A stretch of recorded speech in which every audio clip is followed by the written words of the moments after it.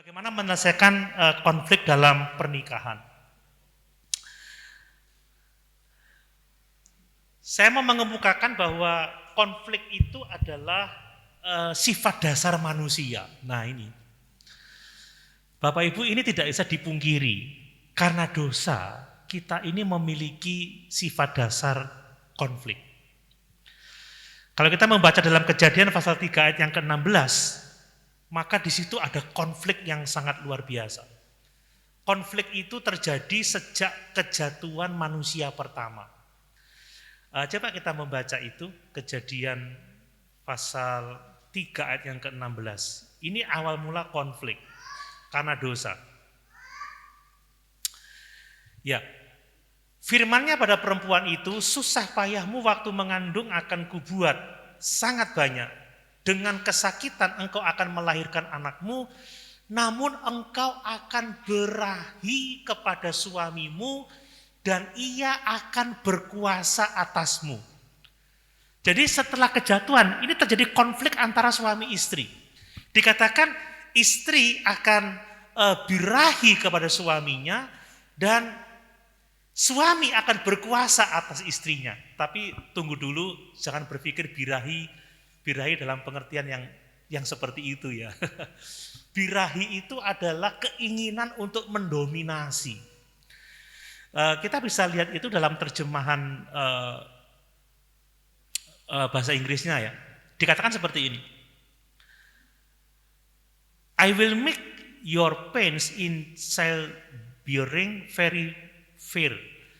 With painful labor you will give birth to children you desire. Kata desire ini itu dari kata Ibrani suka ya. Jadi suka itu dari tesuka. Tesuka itu artinya longing, ingin memiliki, ingin menguasai. Saudara, kalau sudah pasangan itu ingin mendominasi, ingin menguasai, ya longing, desire, menginginkan sebuah kendali, itu bicara tentang konflik. Jadi istri akan birahi kepada suaminya, ingin mengendalikan suaminya, ingin memiliki suaminya, ingin menguasai suaminya, sementara suami akan menguasai istrinya. Nah kalau dua-duanya ingin mendominasi, disitulah yang namanya konflik. Saya yakin kalau disuruh bersaksi, kita punya kesaksian seperti itu. Istriku ingin mendominasiku, suamiku ingin mendominasiku, ingin menguasai aku. Itu sesuatu yang memang benar-benar terjadi dimulai sejak kejatuhan. Nah kalau kita membaca di dalam Kejadian pasal yang keempat, buah dosa yang nyata pertama itu konflik. Konflik yang dikerjakan oleh Kain. Kita tahu ceritanya itu bagaimana ketika Kain dan Habel sama-sama mempersembahkan korban Kain diterima oleh Allah, sementara korban Kain tidak dikenan oleh Allah sehingga terjadi kemarahan, terjadi konflik. Ya. Mengapa hatimu panas dan mukamu muram, dan pada akhirnya apa yang terjadi? Kain membunuh adiknya Habel. Memang konflik itu menjadi sifat dasar manusia. Makanya saya selalu mengatakan kepada jemaat ya, kalau jemaat-jemaat baru masuk gereja, wah enak ya di gereja ini, rukun, ayem, damai sejahtera. Tunggu, kamu belum 1 bulan di sini. Belum 2 bulan, belum 3 bulan. 4 bulan sudah mulai ada konflik, pindah gereja lagi. Di situ ada konflik, pindah gereja lagi, pindah gereja lagi. Saya pernah punya staf, waduh kerasannya enak ya di STA Jember, lama-lama konflik keluar dia. Makanya konflik itu adalah sifat dasar manusia. Nah kalau kita membaca di Kejadian pasal yang ke-6, maka bumi itu dipenuhi dengan kejahatan manusia. Semakin lama semakin kecenderungan hati manusia itu membuahkan kejahatan semata-mata. Dan kalau kita melihat dalam Galatia 5 ayat 20 bahwa tabiat daging atau manusia jasmani itu adalah perselisihan. Ya, perselisihan, perseteruan itu adalah tabiat daging atau yang disebut dengan kedagingan itu ya. Coba saya baca di Galatia 5 ayat 20. Di Galatia 5 ayat 20.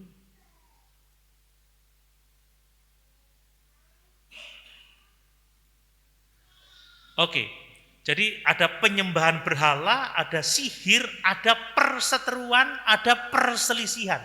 Jadi kalau kita nggak benar-benar bertobat hidup dalam roh, konflik itu menjadi sifat dasar manusia.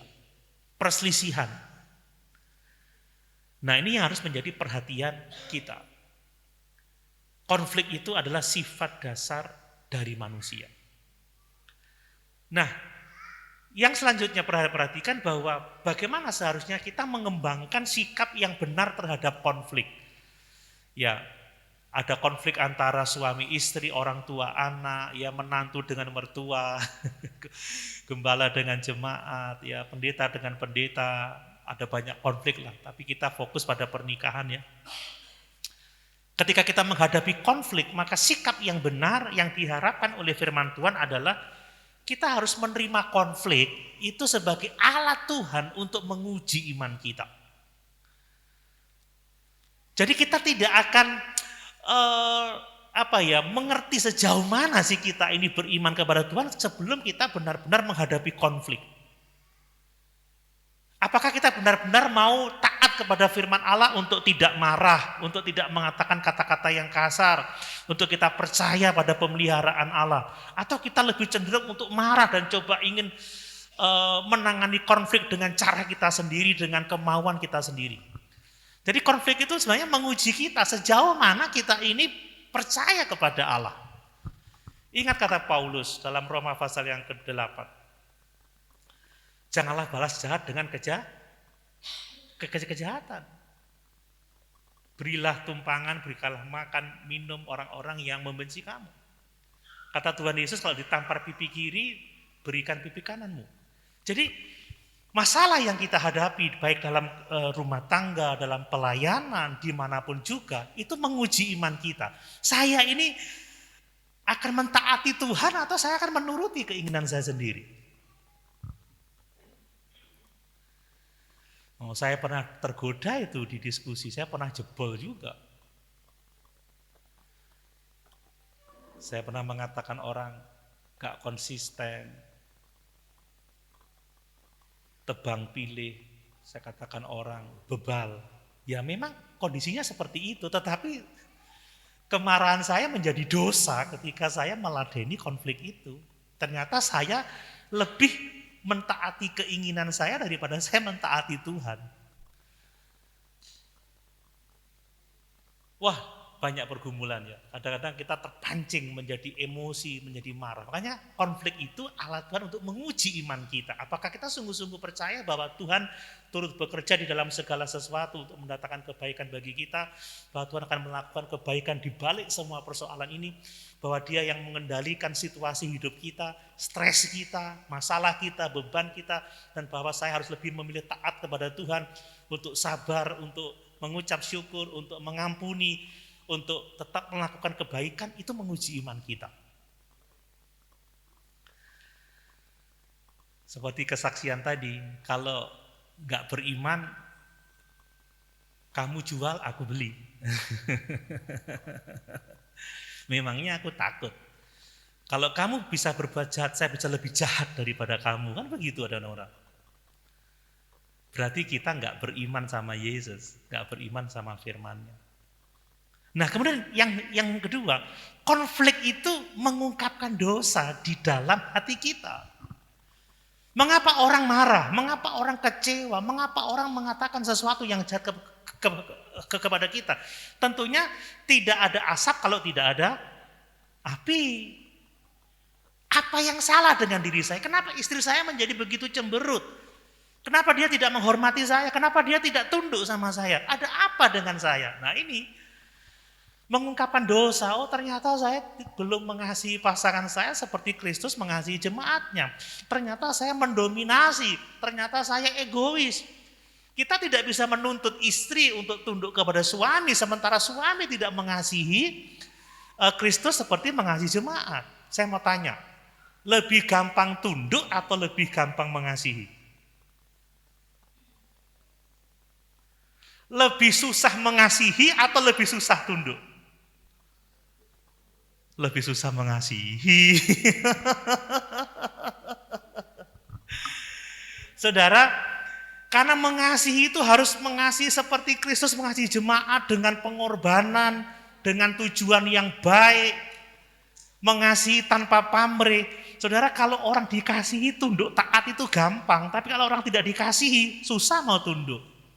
Tapi mengasihi jauh lebih sulit, jauh lebih berat daripada tunduk. Nah, seperti tadi dikatakan, kalau Tuhan sudah begitu mengasihi kita, sudah membayar dosa-dosa kita di kayu salib, bagaimana mungkin kita tidak tunduk kepada Tuhan? Itu persoalan. Jadi kalau ada masalah, kita sedang dikoreksi. Apa yang salah dengan saya? Kalau orang marah sama saya, apa yang salah dengan saya? Apa yang telah saya buat? Saudara, kalau kita mau menerima dengan cara yang seperti itu, kita akan dibawa Tuhan semakin dewasa dalam kerohanian kita. Seperti itu. Nah, kemudian konflik itu harus kita terima untuk mengembangkan karakter kita. Saudara, kita banyak mendengar kata-kata bijak ya, bahwa gelombang yang besar itu menghasilkan nahkoda yang luar biasa. Demikian juga, karakter kita tak akan terbentuk tanpa konflik. Saudara, orang tidak akan pernah benar-benar sabar kalau dia belum pernah menghadapi konflik. Seorang gak pernah benar-benar bisa mengampuni kalau dia tidak pernah mengalami konflik. Seseorang gak pernah benar-benar bisa rendah hati kalau tidak pernah mengalami konflik. Ya kan? Wah, saya kelihatan sabar ketika semuanya baik-baik saja. Ketika kena sakit, katanya Tuhan baik. Katanya Tuhan sayang, tapi kok saya sakit?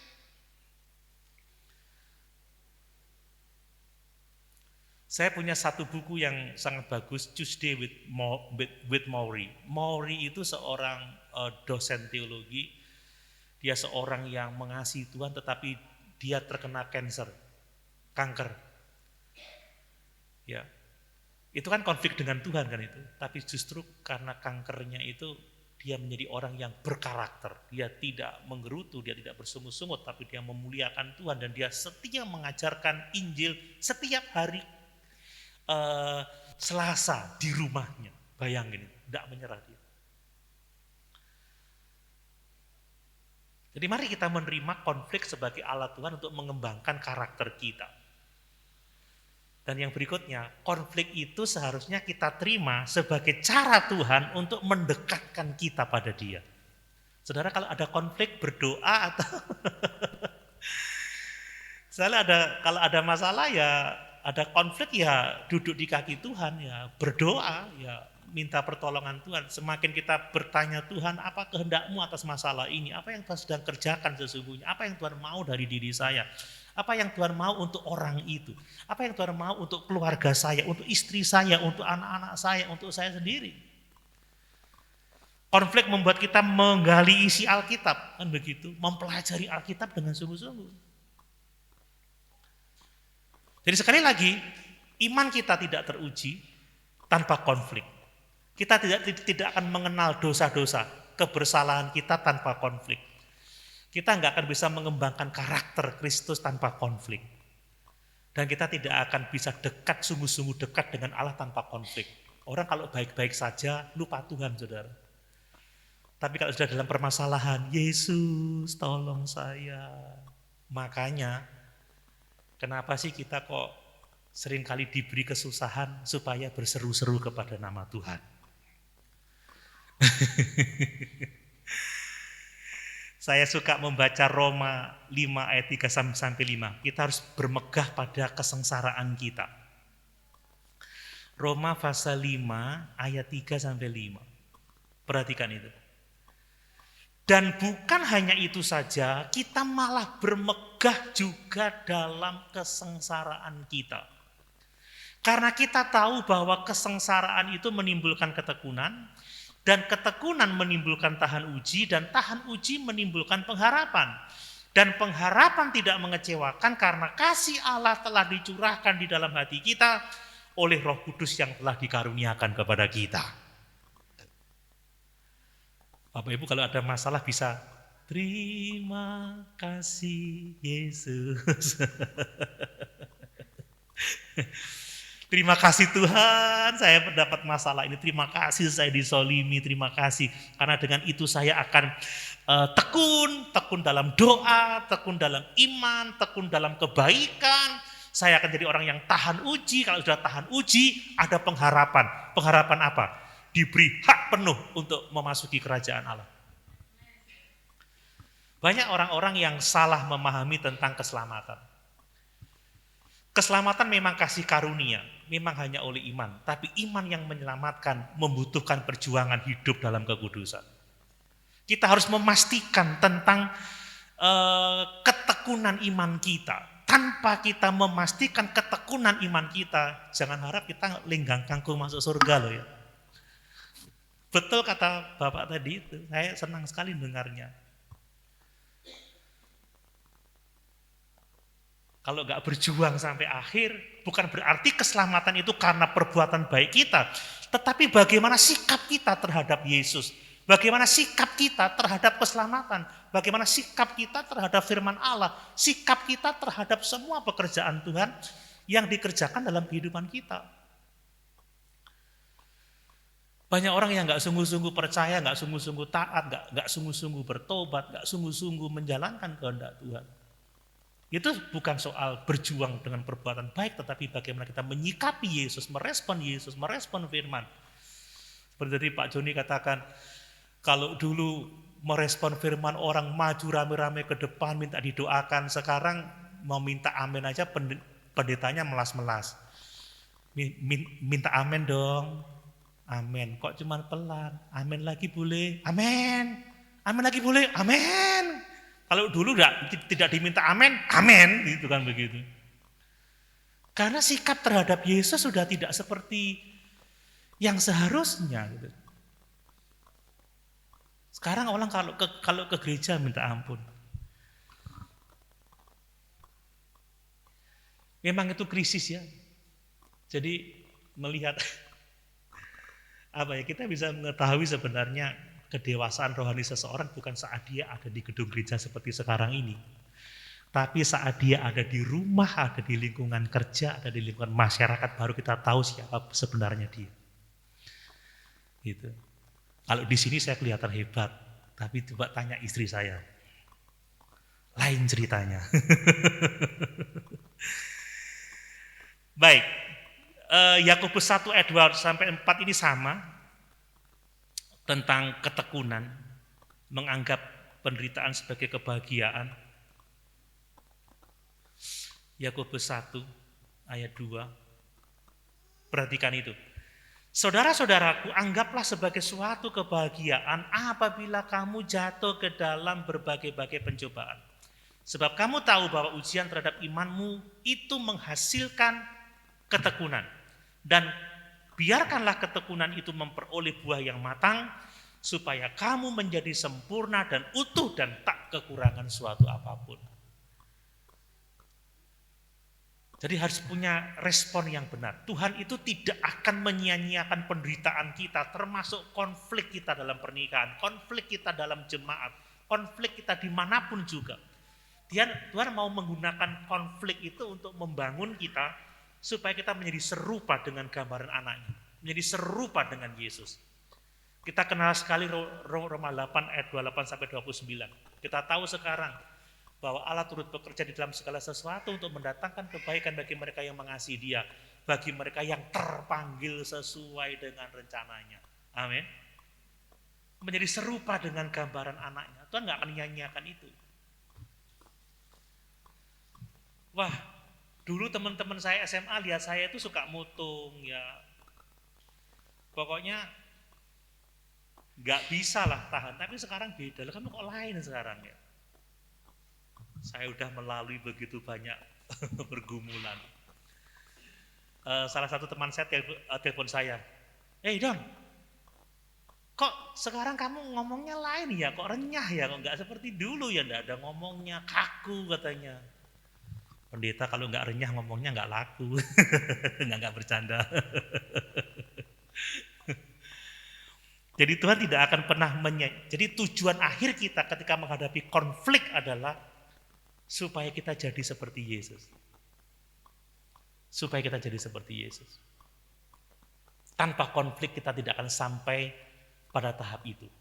Konflik adalah nature kita, sifat dasar kita karena dosa, tetapi kita harus punya sikap yang benar. Kita harus menerima konflik sebagai ujian iman, mengungkapkan dosa dalam hati kita, mengembangkan karakter kita dan mendorong kita untuk semakin hari semakin dekat dengan Tuhan. Dan ketahuilah Tuhan tidak akan menyia-nyiakan konflik. Dia mau membentuk kita sesuai dengan rencananya. Nah, yang berikutnya. Nah, konflik itu harus diterima sebagai kesempatan untuk tumbuh. Untuk tumbuh. Kita harus memandangnya seperti itu. Jadi pasangan kita itu adalah alat di tangan Tuhan untuk pengudusan kita. Dan saat-saat kita jadi kudus, wah, kita akan menikmati kebahagiaan yang sejati. Amin, Bapak Ibu. Tanpa kekudusan tidak ada kebahagiaan yang sejati. Waduh, istri saya itu kalau istilahnya kalau menajamkan saya itu nggak main-main. Tuhan pakai dia betul gitu. Saya tidak akan menjadi pribadi yang seperti sekarang ini tanpa dia. Saya sudah 25 tahun pernikahan. Dan banyak dari diri saya yang berubah karena relasi saya dengan dia. Dia itu orang yang nggak iri, yang nggak dengki, orang yang menerima.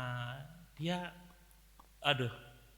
beruntung punya pasangan. Jadi saya orangnya suka kompetisi dulunya, nggak mau kalah dengan orang lain. Tapi sekarang melihat istri saya jadi berubah.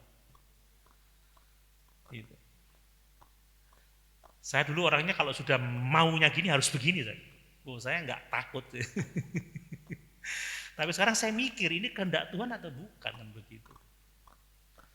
Saya kalau sudah dikasih seperti ini saudara, waduh, saya nggak takut, apalagi soal doktrin. Saya nggak takut dinilai apa, tapi saya harus berani. Tapi istri saya mulai ngerem saya, pelan, cari cara masuk yang baik. Wah, dia menolong saya. Nah, konflik dalam pernikahan itu harus dihadapi dengan sukacita. Nah, ya kalau istri cemberut, suami tetap bersukacita. Sebaliknya juga seperti itu. Dan kalau ada persoalan, punya harapan untuk tumbuh bersama-sama. Saya ini menikah ini antar budaya ya. Saya ini Jawa Tulen. Dulu tante saya bilang, gak usah kawin dengan itu, cari yang Jawa, gampang, penyesuaiannya gampang. Tapi saya ini menikahi seorang wanita yang campuran. Papa Manado, Mama China. Dan mereka tidak Manado juga tidak Cina, membangun budayanya sendiri. Ketika ketemu saya yang Jawa dengan budaya campuran ini, sudahlah stres nak karu-karuan. Saya 3 tahun adaptasi. Sempat nggak ngomong 3 hari 3 malam. Kakak saya nggak tepak kamu oleh bojo. Waduh, stres. Tapi kami tumbuh bersama-sama begitu. Kami tumbuh bersama-sama. Jadi pernikahan itu ada 3 fase. Fase bulan madu itu tai kucing rasa stroberi. Rasa coklat ya. Tapi masa adaptasi itu kalau nggak ada pengampunan, nggak ada kesabaran, ini bahaya. Saya 3 hari 3 malam nggak bicara loh. Kalau nggak ada pengampunan, nggak ada 25 tahun pernikahan. Mungkin nggak sampai 5 tahun, buyar. Yang ketiga masa dewasa. Masa dewasa artinya sudah sama-sama menerima pasangan sebagaimana dirinya. Suami tidak memaksa istrinya jadi seperti yang dia mau dan sebaliknya, tapi dua-duanya sama mau menjadi serupa dengan Yesus. Sama-sama mau mendekat kepada Allah. Saya tumbuh dalam kasih, dia tumbuh dalam kasih, saya tumbuh dalam kesabaran, dia mulai sabar. Kami pada akhirnya mengalami masa-masa luar biasa. Jadi dulu dari berat tidak sampai 50 kilo, sekarang sampai 98 kilo lagi. Itu karena Waduh, sudah ayem hati ini.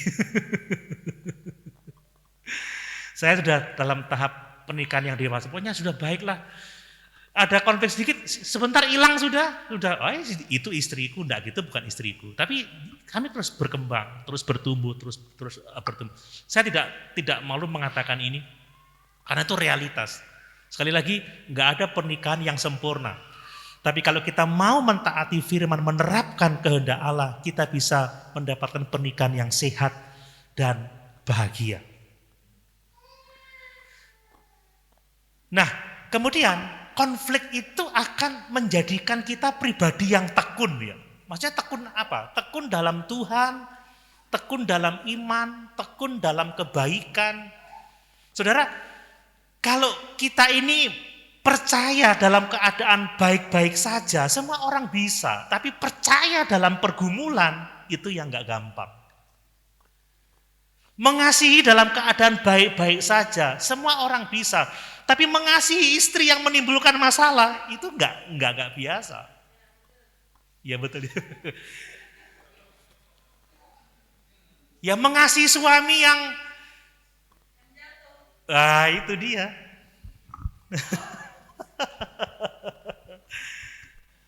Jadi tekun ya. Tekun dalam apa? Tekun dalam iman, tekun dalam perbuatan baik, tekun dalam pengharapan, tekun. Tanpa itu ya kita tidak bisa. Makanya mesti berbangga, bermegah dalam penderitaan kita. Nah, contoh hamba-hamba Tuhan ya, kita sharing mulai perintisan dulu ya, kita nggak punya apa-apa, kita bisa tekun sampai sekarang ya. Itu yang dikehendaki oleh Tuhan. Perlu kita menjadi pribadi yang tekun. Nah, kemudian lihat dalam Yakobus 1 ayat 1 sampai 3. Salam dari Yakobus hamba Allah dan Tuhan Yesus Kristus kepada ke-12 suku di perantauan. Saudara-saudaraku, anggaplah sebagai suatu kebahagiaan apabila kamu jatuh ke dalam berbagai-bagai pencobaan, sebab kamu tahu bahwa ujian terhadap imanmu itu menghasilkan ketekunan. Konflik itu adalah ujian iman. Konflik mengungkapkan dosa. Konflik kesempatan untuk bertumbuh. Konflik mendekatkan kita pada Tuhan. Jadi ini kesempatan yang tidak boleh kita sia-siakan, harus disyukuri. Gitu. Karena memang ya, itu demi kebaikan kita. Jadi kita harus bertekun dalam pencobaan ya, termasuk konflik. Tidak ada kata menyerah, tidak ada kata cerai. Tadi saya sudah katakan, sekalipun Tuhan itu mengizinkan perceraian karena porneia, ya, karena amoralitas seksual, seksual immorality, tapi Tuhan tetap mengajarkan jalan terbaik itu adalah pengampunan dan pemulihan. Dan Tuhan mendewasakan kita secara individu bersama-sama saat kita menanggung beban yang berat. Nah begitu. Saudara, otot-otot kita tidak akan menjadi besar tanpa ada beban. Saya ini dulu tinggal di Karetan ini. Saya ini bagian ngisi air kamar mandi, air gentong, pokoknya saya lah yang bagian air. Kakak saya ada yang bagian ngerawat ayam, ada yang bagian nyapu rumah. Saya ini bagian isi air, padahal paling kecil saya. Makanya ini saya gede, saudara. Jadi kelihatan kayak binaragawan, karena setiap hari begitu. Dulu masih sumur. Jadi sekalipun apa masih kelihatan besarnya, tapi sekarang karena saya bertekun dalam makan, perut saya juga membesar.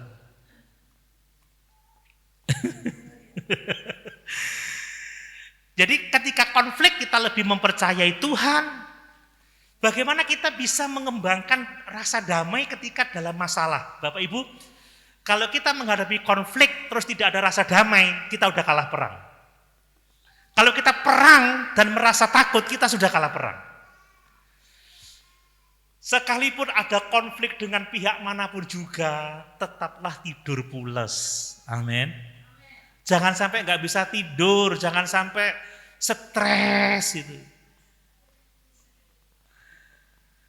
Saya ini mudah tidur, pokoknya Ada masalah ya bawa tidur, lupakan saja. Percaya sama Tuhan. Kata Paulus, aku membaringkan diri lalu tidur, sebab Tuhan adalah pelindungku. Kan begitu. Bagaimana kita bisa mengembangkan kedamaian saat ada konflik? Bagaimana kita bisa mengembangkan kesabaran, kegembiraan, apapun keadaan kita? Makanya saya suka lagu lama itu. Dalam suka duka, ku kan tetap tersenyum. Tapi bukan senyum-senyum sendiri kayak orang gila loh ya. Tapi ada kedamaian, ada kebahagiaan, ada sukacita, ada ketenangan dalam diri kita. Ini yang dibutuhkan untuk kita bisa berbahagia dalam membangun rumah tangga. Jadi Allah sedang membantu kita untuk bertumbuh karena ketekunan itu menghasilkan buah yang matang. Itulah yang disebut dengan kedewasaan rohani. Saya tidak mau mengatakan saya sudah dewasa rohani ya. Sekali lagi saya selalu mengulang-ulang. Tidak ada yang sempurna dalam kekudusan. Tetapi kita harus mengejar kekudusan. Kita harus ada di dalam jalan itu. Root kepada kekudusan itu. Makanya kita disediakan pengampunan. 1 Yohanes 1 ayat yang ke-9. Barang siapa mengaku dosa, maka Allah itu setia dan adil. Dan Allah akan mengampuni segala dosa kita dan menyucikan kita dari segala kejahatan. Saya hafal tapi tidak bisa 500 ayat, saudara.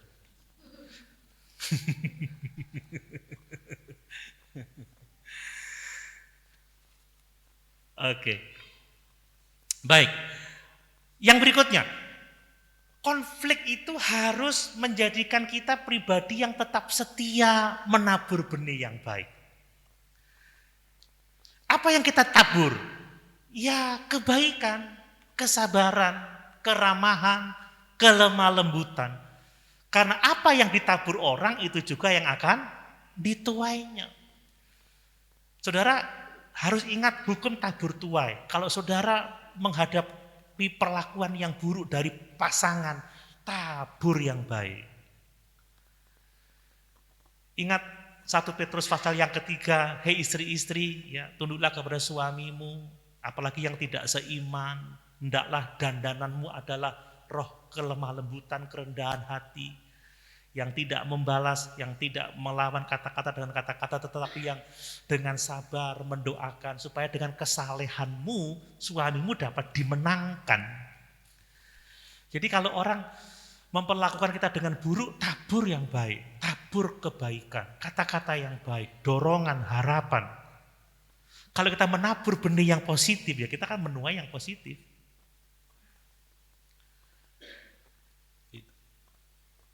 Dulu saya masih ingat, istri saya marah-marah. Ini ada orang yang coba menjatuhkan saya, kemudian dia datang ke rumah minta nasihat. Saya nasihati, saya ajari semua yang dia butuhkan. Istri saya dengar di dalam kamar. Ketika dia pulang, kamu tuh seperti apa sih? Kok malah diajari katanya. Loh ya gitulah hidup, tabur yang baik. Dia kan suka menjatuhkan kamu, ya biar aja. Kita dipanggil bukan untuk menjatuhkan tetapi untuk membangun dan mengajar. Saya enggak menjelek-jelekan istri saya, tapi dia sudah tidak begitu lagi. Saya ajari, dia minta tolong, saya tolong, dia minta bantu, dia tanya, saya jawab. Kadang orang bilang, kamu kok mau nolong dia? Dia yang jegal kamu. Tuhan tidak memanggil kita untuk membelajar dengan jahat. Nah itu yang disebut dengan setia menabur benih yang baik. Orang jahati kita, tabur yang baik, tabur yang baik, tabur yang baik. Kita pasti akan menuai yang baik. Sekalipun menuainya tidak di bumi ya Bapak Ibu. Sekalipun menuainya tidak di bumi lah, kok selama hidup kok dianiaya sampai mati. Nuainya di surga. Jangan berpikir bahwa janji berkat itu dapat kita terima di bumi ini. Janji kelimpahan, janji sejahtera, sehat, kuat. Enggak, itu nanti di surga. Kalau saya belajar tentang kehidupan Abraham, Ishak, Yakub, mereka itu enggak melihat janji Tuhan selama mereka masih hidup. Abraham baru melihat beberapa keturunannya saja, tapi dia enggak melihat sampai keturunannya seperti pasir di laut, seperti bintang di langit. Dia mati duluan. Tapi dia sekarang melihat di kekekalan. Jadi kita harus, seperti kalaupun toh kita, katanya ikut Tuhan diberkati. Mungkin tidak sekarang, tetapi di kekekalan kita akan menerima upah yang besar. Itu pengharapan kita. Makanya seperti yang dikatakan tadi, sekalipun tidak umur panjang, yang penting masuk surga. Benar itu, tapi kata orang-orang, wah itu tidak sehat. Udah benar itu. Saya menaruh cita-cita bukan di bumi ini ya. Saya bilang sama anak muda-mudi, kalau cita-citamu hanya nanti kerja, kaya, sukses, tua, pensiun, selesai, itu bukan cita-cita. Cita-cita adalah setelah aku mati, aku harus menerima kemuliaan kekal bersama-sama dengan Tuhan. Harus di sana itu yang namanya harapan, bukan di bumi ini. Kalau cita-citamu masih sekedar tua pensiun, itu bukan cita-cita. Setia sampai akhir dan menerima mahkota kebenaran, itu yang menjadi cita-cita yang sesungguhnya. Nah, kemudian saya nggak usah atau ini dibaca ayat ini ya. Jadi ini maksudnya menabur yang baik.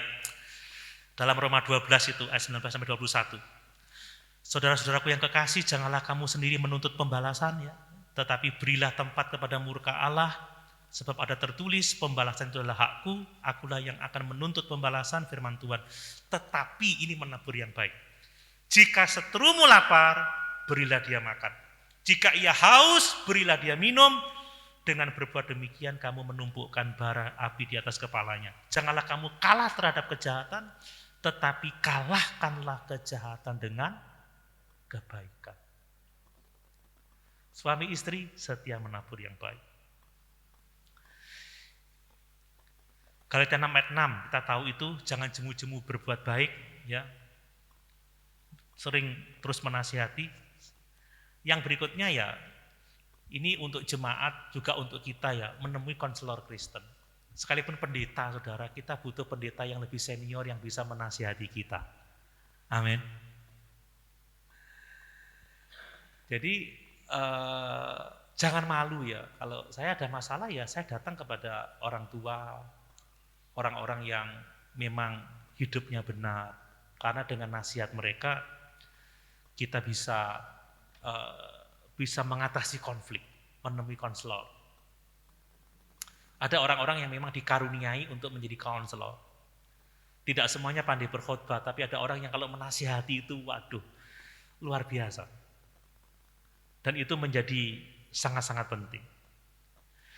Ya, ingat, besi menajamkan besi, orang menajamkan sesamanya, kita butuh orang lain. Jika tidak ada pimpinan, jatuhlah bangsa. Tetapi jikalau penasihat banyak, keselamatan itu ada. Jadi jangan malu untuk mencari nasihat dari orang-orang yang kita tahu sudah dewasa rohaninya.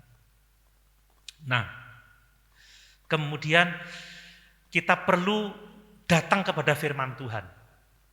2 Timotius 3, 16-17. Firman Tuhan itu bermanfaat untuk mengajar, menyatakan kesalahan, untuk memperbaiki kelakuan, dan untuk mendidik orang dalam kebenaran. Makanya, seperti tadi saya katakan, tidak ada jalan lain selain kita datang kepada firman. Kita dengan tekun,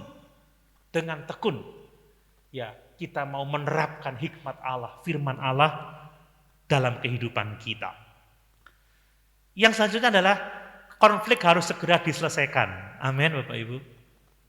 Jangan sampai matahari terbenam, kata firman Tuhan. Kalau konflik tidak segera diselesaikan, itu menjauhkan kita dari berkat Tuhan. Saya udah pengalaman itu 3 hari 3 malam tidak ngomong, itu sudah sangat-sangat berat. Konflik harus selesai sebelum matahari terbenam. Maksudnya apa? Segera diselesaikan. Doa kita akan terhalang kalau kita tidak menyelesaikan konflik. Hai suami-suami, hiduplah bijaksana dengan istrimu supaya doamu jangan terhalang. Jadi kalau pendeta punya konflik dengan pendeta lain, segera bereskan, kalau tidak berkat Tuhan akan terhalang. Nah, itu menjadi persoalan. Jadi yang masih punya masalah, kata Tuhan Yesus, jika engkau hendak membawa persembahanmu, teringat di pikiranmu, di hatimu orang-orang yang sedang berurusan dengan kamu, tinggalkan dulu persembahanmu, datang, bereskan, selesaikan, baru kamu kembali dan membawa persembahanmu. Kalau tidak, seperti kitab Maleakhi,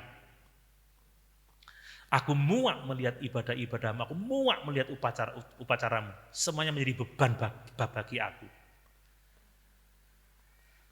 Kamu beribadah kepadaku tetapi tanganmu menumpahkan darah. Kamu melakukan banyak kejahatan dan itu tidak aku sukai.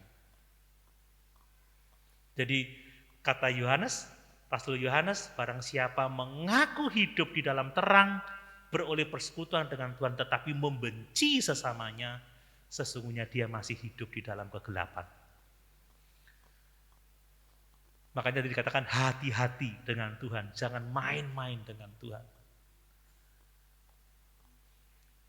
Tidak ada berkat. Oke. Yang berikutnya rela berkorban. Ngalah maksud saya seperti itu. Mengalah itu bukan berarti kalah. Mengalah itu adalah bukti kerendahan hati. Bahwa kita tidak egois tetapi memikirkan kepentingan pasangan kita. Filipi 2 ayat 3-4 itu. Dengan tidak mencari kepentingan sendiri atas puji-pujian yang sia-sia, sebaliknya hendaklah dengan rendah hati yang seorang menganggap yang lain lebih utama daripada dirinya sendiri. Dan janganlah tiap-tiap orang hanya memperhatikan kepentingannya sendiri, tetapi kepentingan orang lain juga. Jadi jangan egois, butuh mengalah. Ya sudahlah, kasih itu menutupi segala sesuatu. Kasih itu mengharapkan segala sesuatu. Jadi perlu kita rela berkorban. Dan yang terakhir, menutupi dosa.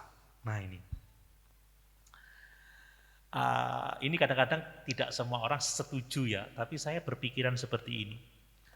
Dalam 1 Petrus 4 ayat ke-8 menulis seperti ini. Tetapi yang terutama ialah kasihilah sungguh-sungguh seorang akan yang lain, sebab kasih menutupi banyak sekali dosa. Kadang sekalipun pasangan saya masih ada kelemahannya ya saya merem aja lah.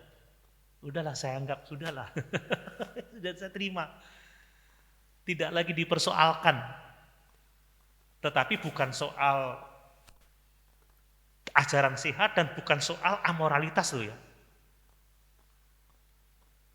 Jadi kadang-kadang ya sudahlah, kita menutupilah, kita melupakan. Dia belum berubah tapi ya sudahlah, selesai. Kita bisa memeluk dia dengan keadaannya yang sekarang, itu kasih. Seperti Tuhan memeluk kita dengan keadaan kita sekarang. Ingat, ketika Tuhan memberi perumpamaan tentang seorang tuan yang membuat pesta yang besar, dia mengundang orang-orang kaya, orang-orang terhormat, tetapi mereka menolak dengan alasan yang dibuat-buat. Tetapi ketika Tuhan datang kepada orang-orang miskin, orang-orang buta, orang-orang lumpuh, orang-orang cacat, orang-orang itu punya alasan untuk tidak datang, tetapi Tuhan menerima mereka apa adanya. Yang dipentingkan adalah mereka tahu kebutuhannya akan Tuhan. Kadang-kadang ya sudahlah, merem lah. Ya gitulah, tapi bukan sesuatu yang sifatnya sangat-sangat vital ya, seperti amoralitas itu tidak bisa dibiarkan, atau kesalahan pengajaran tidak bisa dibiarkan. Tetapi kalau hal-hal yang masih bisa ditoleran, ya sudahlah, merem saja kan begitu. Dikatakan kita perlu melupakan atau bahkan berarti menutupi kesalahan pasangan kita. Sekalipun belum selesai ya sudah. Kemudian ia tidak melakukan yang tidak sopan dan tidak mencari keuntungan diri sendiri, ia tidak pemarah dan ia tidak menyimpan kesalahan orang lain. Dilupakan. Ya sudah. Kalau kita tidak bisa melupakan kesalahan orang, itu akan jadi beban yang merusak kehidupan kita. Sebenarnya masalahnya ringan, tapi kalau dipikir terus menjadi berat, kita lelah, kita capek, kita terobsesi, kita tidak bisa tidur, fisik kita melemah, kita jadi sensitif, akhirnya marah, meledak, bom. Lupakan sudah. Sebagaimana Tuhan telah melupakan, ya membuang dosa kita dari timur ke barat. Ya lupakan. Lupakan. Saya masih mengingat sih, saya pernah konflik, tapi saya sudah melupakan kesalahan pasangan saya. Dia juga sudah melupakan kesalahan saya. Nah kemudian tadi sudah saya baca di sesi pertama, tetapi dengan teguh berpegang pada kebenaran di dalam kasih. Ya, jadi tell the truth in love, speaks the truth in love. Kita bertumbuh di dalam segala hal ke arah Dia, yaitu Kristus yang adalah kepala. Baik, saya sudah selesaikan dalam waktu hampir 1 jam, karena kita dipatok jam 2 sudah selesai. Mungkin ada yang mau sharing, ada yang mau bertanya, silakan. Baik, Mas Markus.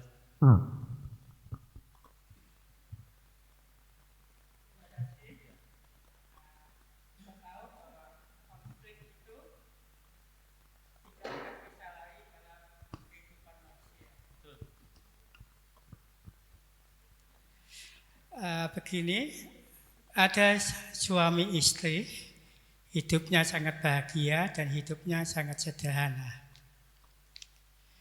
Dengan berjalannya waktu, karena masalah ekonomi, ya untuk menunjang hari depan, dia langsung kerja di luar pulau. 1 sampai 2 tahun ada kabar. Setelah 2,5 tahun tidak ada kabar sama sekali, sampai 10 tahun lebih. Ya, nah, dia bingung. Ya, dia tanya sama saudara-saudaranya, ke mertua, tidak ada jawaban dan mertuanya pun tidak tahu. Putus hubungan seakan-akan seperti itu. Ya, karena dia masih mempunyai anak yang kecil. Ya, dia bingung. Kalau saya tinggal kerja kepada siapa? Karena dia dia pendatang juga di kampung, ya, sehingga jauh dari mertua, orang tua juga, ya. Dia sudah 10 tahun lebih, dia bingung karena anaknya masih kecil, siapa yang ngomong kalau saya kerja masa dititipkan sama tetangga, ya. Dan sepintas dia ingin supaya berkenalan sama pemudi, ya. Sebenarnya dia tidak sampai hati kepada anaknya, kasihan anaknya. Ya, dia datang lagi ke mertuanya. Ya, sampai kapan saya ya sendirian seperti ini? Ya, bagaimana dengan cucu bapak? Begitu ya. Saya kerja ya bingung. Ya, singkat kata, dia ingin supaya anaknya ini punya mama, kan begitu ya.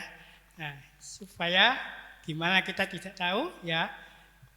Dia rindu, ya. Jangan sampai salah pergaulan, kan begitu, supaya anaknya tinggal di dalam dan dia yang bekerja. Nah, ketika itu dia datang lagi kepada mertuanya, dia minta izin untuk menikahi, ya. Karena tidak ada kabar, anaknya pun tidak ada, ya seperti, ya memang itu bisa terjadi seperti kakak saya sendiri, ya, Mas Bambang 27 tidak ada kabarnya, 2 bulan yang lalu ada kabar sudah meninggal, ya bisa seperti itu, ya. Nah, yang saya tanyakan begini, bolehkah ya dia menikah lagi, atau bolehkah didoakan? Kalau diberkati kan kita tahu ya, kadang ya bolehkah seorang hamba Tuhan ya kalau dia minta menikah karena anaknya atau yang lain, ya supaya hidupnya itu menjadi tenang, ya bukan karena perzinahan, namun karena tidak ada hubungan lagi, kontak lagi. Puji Tuhan, itu yang kami sampaikan. Ya, memang itu persoalan kalau seseorang itu melanggar firman, ya. Jadi sudah jelas di 1 Korintus pasal yang ke-7 bahwa suami istri itu tidak tahan bertarak. Tadi sudah saya jelaskan bahwa dunia itu memasukkan yang namanya perpisahan ya. Jadi istilahnya tidak menggunakan waktu dengan tepat. Kalau suami yang sibuk sendiri, istri sibuk sendiri dalam satu kota aja bisa digoda dengan pria dan wanita lain. Apalagi yang sudah bekerja di luar pulau sampai sebulan, 2 bulan, setahun, 2 tahun itu kebanyakan hilang sudah. Aduh dek, kamu ini cantik kok gak ada yang melindungi kamu ya. Suamimu bagaimana? Aduh kok kasihan kamu yang kerja ya. Lama-lama kok orang ini baik sekali, hilang sudah. 2 tahun ada kabar. Saya selalu melarang jemaat yang istrinya jadi TKI.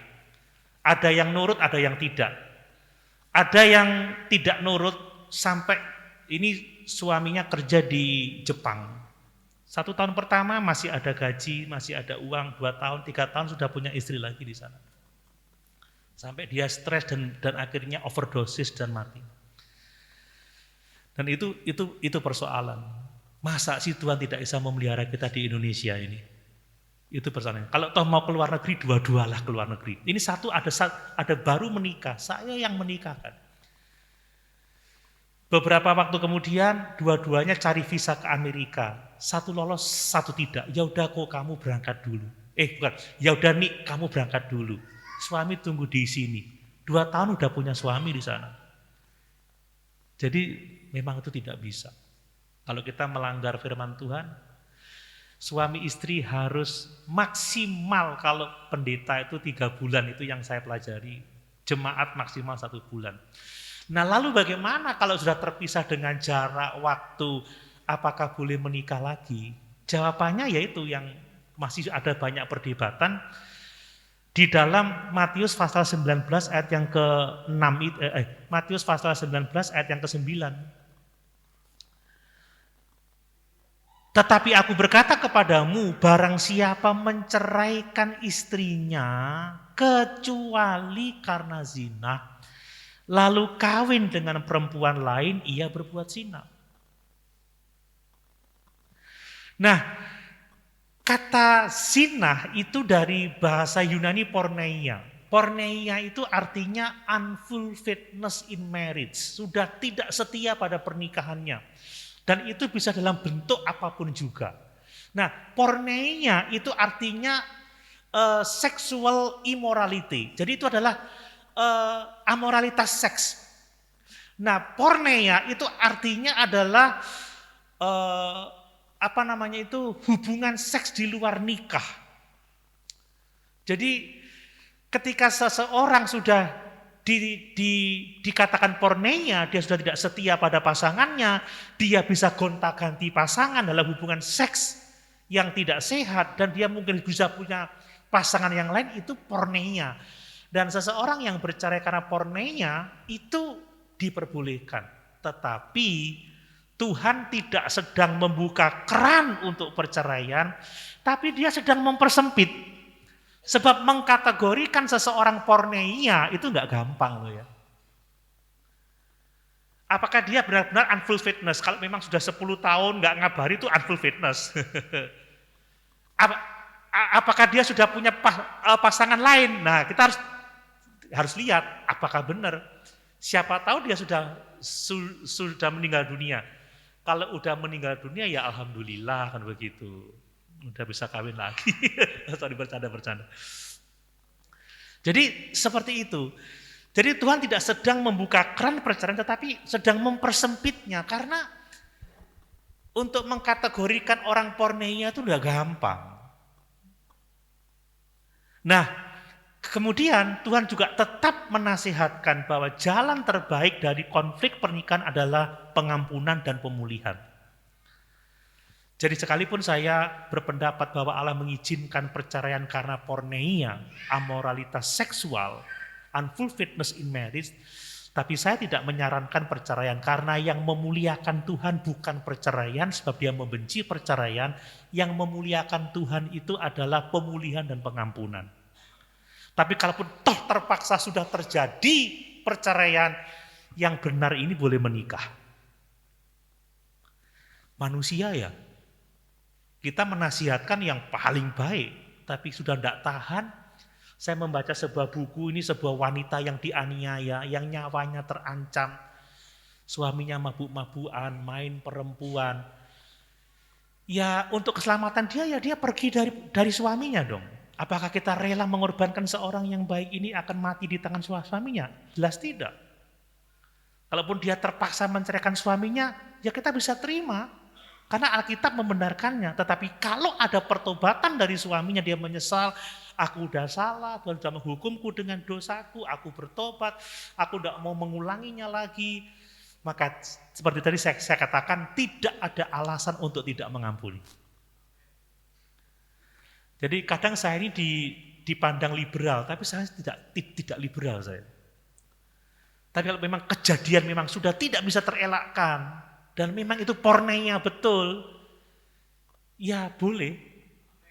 Tapi kalau bisa ada pertobatan, sekalipun dia sudah jatuh ke lembah kekelaman, sekali lagi kita ini diterima oleh Tuhan dalam keadaan bejat. Pemberontak. Kita ini sudah tidak ada yang benar seorang pun tidak, kata Roma 3. Kita semua sudah kesukaannya kejahatan. Pokoknya kita juga harus menjadi seperti Yesus, bisa menerima orang yang sudah bertobat. Jadi sekali lagi, sekalipun ada permission untuk porneia, tetapi Tuhan tetap menyatakan bahwa pemulihan, pengampunan itu akan lebih banyak mendatangkan kemuliaan daripada perceraian. Kalaupun toh terjadi perceraian, ya itu keterbatasan kita manusia. Menurut saya seperti itu. Oke. Sudah jam 1:05, saya serahkan waktu sebelum saya diusir. Belum Pak, mau tanya Pak. Lagi kesempatan Pak ya. Tidak terulang lagi untuk tahun ini kan begitu. Jikalau dalam suami istri dituduh, ya, seorang istri dituduh berzina, akhirnya oleh suaminya diceraikan. Apakah istri itu bisa dikelompokkan sebagai wanita boleh nikah kembali? Ya, itu aja. Baik, jadi tetap saya harus menekankan Tuhan lebih memilih untuk pengampunan ya, untuk pemulihan. Nah, dalam hal perceraian karena perzinahan, maka yang benar inilah yang memiliki hak untuk bisa menikah lagi. Tetapi si pendosa itu yang tidak punya hak. Kecuali pada akhir hidupnya dia bertobat, itu lain cerita. Sebab saya harus mengatakan bahwa tidak ada dosa yang tidak dapat diampuni oleh Tuhan. Ya kan? Tuhan itu adalah Allah kesempatan kedua. Ingat kisah tentang Yunus. Yunus itu kalau bukan Tuhan kesempatan kedua, Yunus sudah binasa karena dia telah menolak Tuhan. Tetapi Tuhan telah dengan begitu sabar dan menuntun Yunus kepada pertobatan. Nah, kalau dituduh, tuduhan yang tidak valid itu tidak bisa menjadi alasan untuk perceraian. Makanya tuduhan itu harus ada 2 orang saksi. Kalau memang dia terbukti tidak bersalah, ya berarti ada yang tidak beres dengan suaminya. Gitu. Tapi kalau memang benar-benar dia berzina, suaminya bebas untuk menikah lagi.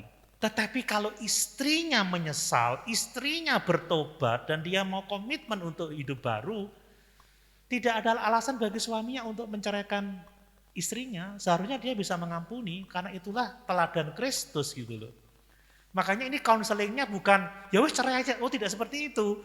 Mediasinya ini kalau bisa sampai pulih gitu loh. Saya pernah menangani istri yang udah sampai dicekek sama suaminya. Tapi saya tuntun 2 minggu. Kalau kamu taat sama saya taat sama firman, kamu bisa pulih. 2 minggu pulih, tambah anak 1. Ada yang sudah cerai, keluar surat cerai dari pemerintah, sekarang tambah lagi anak 1. Ada yang sudah di ujung tanduk, Tapi kalau kita mengajarkan firman yang benar, pulih gitu. Jadi kalau suami ini menuduh, kemudian yang namanya kasih kan menuntut pertobatan. Gitu loh. Jadi kita harus seperti Yesus.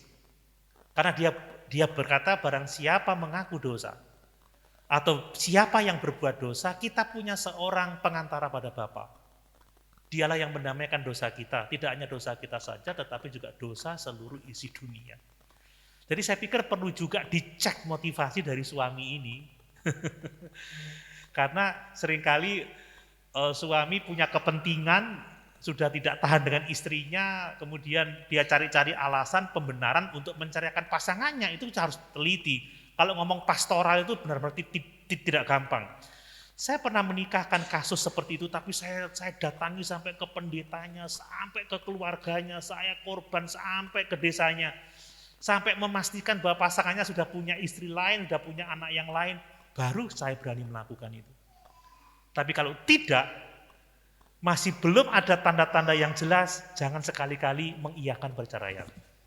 Mediasi sampai terjadi pemulihan. Sabar dulu istrimu bisa bertobat tidak. Ingat janji nikahmu kan begitu kan. Ingat janji nikahmu, itu bukan perjanjian antar dua manusia, tetapi perjanjian kita dengan Tuhan. Artinya kalau perjanjian dengan Tuhan, janji itu tidak dapat dibatalkan.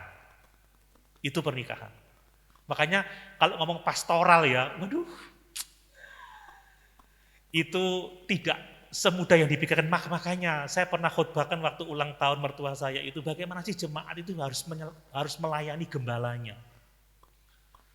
Harus dengan sikap hormat, ketundukan, support, karena menggembala itu susah Bapak Ibu. Saya ini kalau lihat kondisi jemaat sekarang ini, aduh sedih memang. Kalau kita, gini ya, kalau kita orang yang punya spirit of excellence ya, jadi pendeta itu berat. Karena saya tidak mau main-main, saya kalau mau khotbah, saya siapnya bener-bener. Saya siap sampai jam kadang 12:30 pagi karena saya kesibukan yang. Tapi kalau mau tidak ada spirit of excellence, asal khotbah aja, kolektornya podo ae. Khotbah setengah jam, 1 jam yo persembahannya 2.000, 1.000 ini suwek maneh. Pokoke khotbah wis. Kalau itu ya bukan hamba Tuhan. Kalau saya tidak mau saya persiapkan betul-betul, bahkan seluruh khotbah saya, kalau mau saya bukukan, itu bisa 1.000 halaman. Jadi ini yang harus hati-hati ya, memang penggembalaan tidak gampang, makanya jangan langsung menuduh gembala melakukan pelanggaran kalau tidak ngerti masalahnya. Oh, saya dalam dilema penggembalaan ini. Tapi saya pikir, kalau sudah terjadi perceraian, kalau ada pertobatan di kemudian hari juga yang wanita ini ya, dia bisa menikah. Karena tidak ada dosa yang tidak bisa diampuni. Sekalipun dosamu merah seperti kermizi, akan menjadi putih seperti salju. Merah seperti kain kesumba, menjadi putih seperti bulu domba. Tidak ada dosa yang tidak dapat diampuni. Hanya memang pertobatannya harus benar-benar. Sebab iman tanpa pertobatan pada hakikatnya adalah mati. Gitu.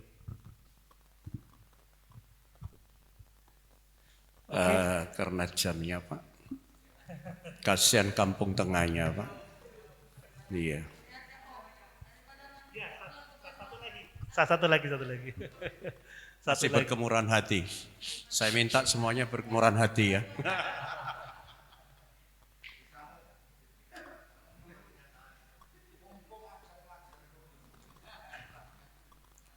Terima kasih untuk waktunya. Ini kasus ini Pak, cuma saya minta pandangan bagaimana.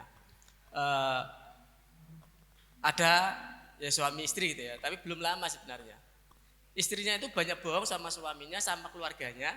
Terus istrinya ini ngomong di keluarganya, di rapat itu, pokoknya saya sudah tidak mau sama ini jelek, ini pokoknya saya nggak mau, saya minta cerai. Terus gimana ini Pak? Akhirnya yang suaminya sakit hati karena seperti itu. Akhirnya jadi cerai. Bagaimana seperti ini? Sekali lagi ya, alasan perceraian, alasan apa saja, kecuali porneia itu tidak dapat dibenarkan. Itu bukan porneia. Suami harus sabar terhadap istrinya yang seperti itu. Suami harus mengampuni, suami harus benar-benar menolong istrinya. Nah, konflik itu kan mengoreksi dosa. Kenapa istri kok sampai seperti itu, Pak? Pasti ada sesuatu yang tidak beres dengan suaminya. Ingat ya, kita tidak boleh terlalu cepat menilai bahwa orang ini benar, terlalu cepat menilai bahwa orang ini salah. Lihat kehidupan Ayub. Ayub itu disebut sebagai orang yang benar, takut akan Allah, menjauhi kejahatan. Tapi ketika diaduk oleh Tuhan, ternyata sampahnya juga masih ada. Kalau Ayub tidak bertobat, dia juga kena hukuman. Makanya menurut saya Pak, perlu jeli Pak ya. Kita tidak bisa melihat hanya laporan sehari 2 hari. Kita perlu memang mengamati betul. Kita perlu counselingnya ini benar-benar. Kenapa dia sampai bersikap seperti itu? Kita perlu dapat informasi dari orang terdekat di sana, kesehariannya seperti apa.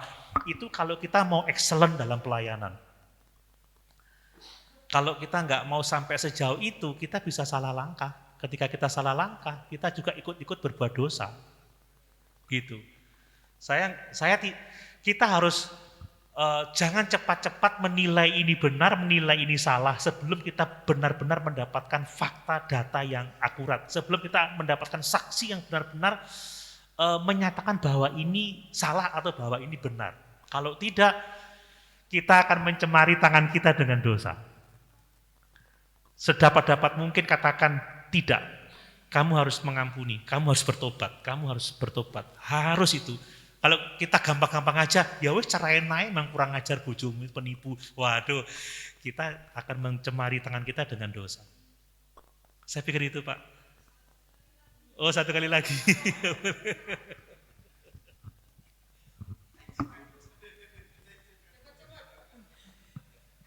Tanya Pak, ini ada ya jemaat tapi kadang datang kadang enggak.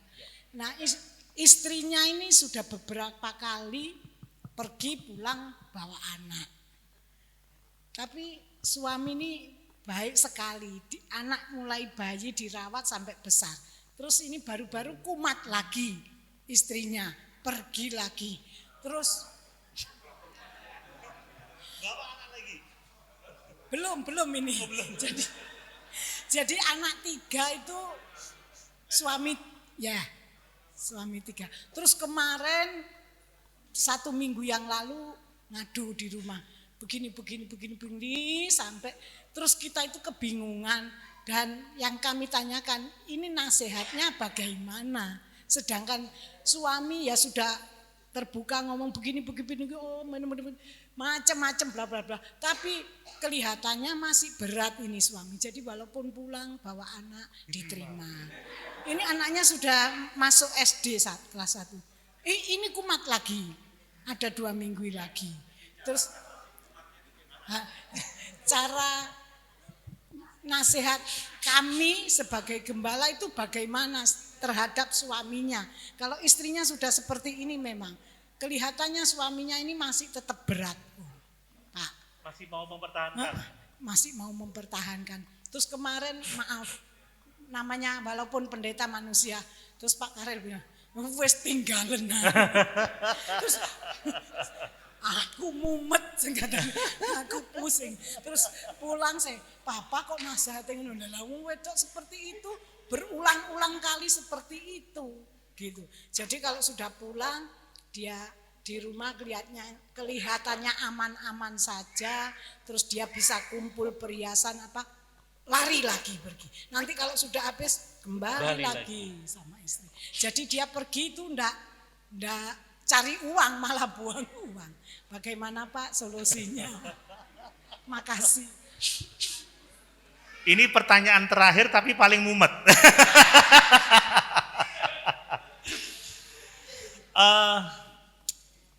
Ini memang kasus ini juga umum ya. Ada memang perempuan-perempuan yang seperti itu, bahkan laki-laki juga ada yang seperti itu.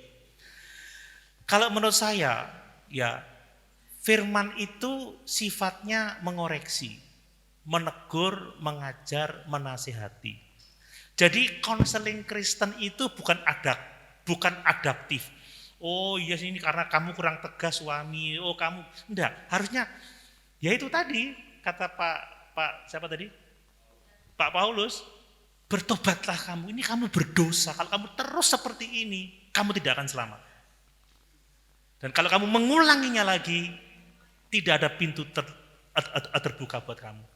Jadi sebenarnya kesempatan itu terbuka sampai kematian kita sebenarnya. Banyak orang yang tidak bisa masuk melalui pintu yang sempit itu bukan karena alasan lain Tuhan itu sudah tidak mau terima, tetapi karena tenggat waktunya habis.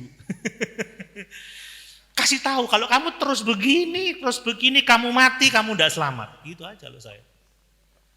Saya pernah konflik dengan seorang psikiater ya. Dia psikiater, saya disandingkan seminar dengan seorang psikiater. Pertanyaannya, bagaimana kita memperlakukan orang yang hendak bunuh diri?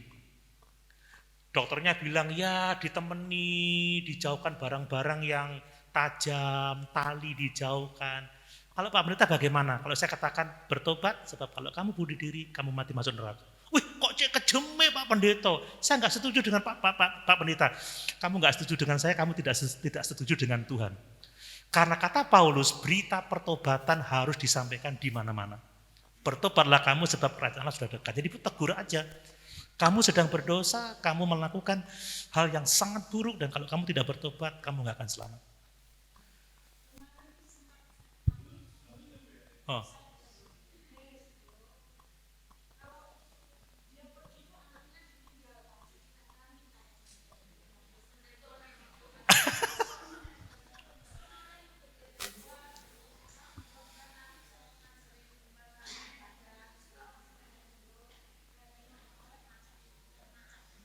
Iya.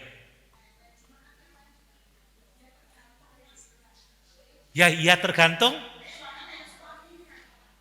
Ya. Berarti yang perlu dibimbing tidak hanya istrinya Bu, tapi juga suaminya. Dia tidak menjalankan kewajiban sebagai suaminya. Suami itu kan seperti Kristus mengasihi jemaat gitu loh. Harus membawa istrinya kepada kehidupan Kristen yang benar. Kalau suaminya nggak bisa menuntun kepada pertobatan, ya susah Bu, susah sekali. Ini contoh peliknya pastoral ya. Kalau saya belajar, konseling Kristen itu konseling konfrontatif, bukan adaptif. Kalau seseorang mengeluh karena itu dosa, persungutan itu dosa, mengeluh itu dosa. Perbuatanmu itu dosa, bertobat. Kalau kamu ingin pulih hubungan dengan Tuhan, bertobat. Kalau kamu mau berubah, diberkati, bertobat. Itu aja sebenarnya. Karena kita tidak boleh menggunakan hikmat manusia, langkah-langkah hidup sukses. Yesus gak pernah mengajarkan itu. Yesus hanya mengajarkan, mari kepadaku, aku memberi kelegaan. Bertobatlah, berbaliklah kepada Allah, maka kamu akan mendapatkan pertolongan.